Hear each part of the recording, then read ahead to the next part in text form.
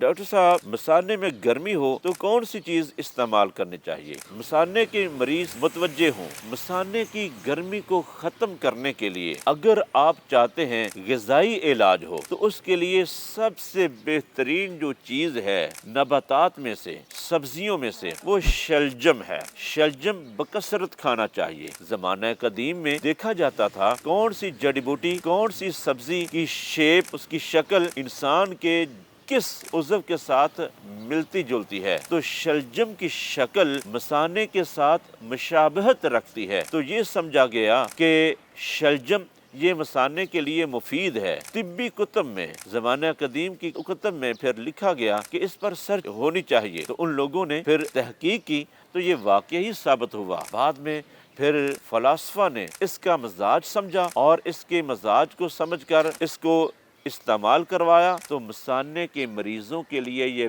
بہترین ثابت ہوا۔ اور اگلی بات یہ ہے کہ اس کو استعمال کیسے کرنا چاہیے۔ شلجم کا سالن، اس کے اندر ادرک، ہلدی، کالی مرچ، سفید زیرہ کا استعمال ضرور ہونا چاہیے، اور یا تو پھر اس کا ساگ بنا لیا جائے، اچھی طرح اس کو مل لیا جائے، گوٹا لگا لیا جائے ہڈیا کے اندر ہی، یا پھر ویسے بھی ٹھیک ہے۔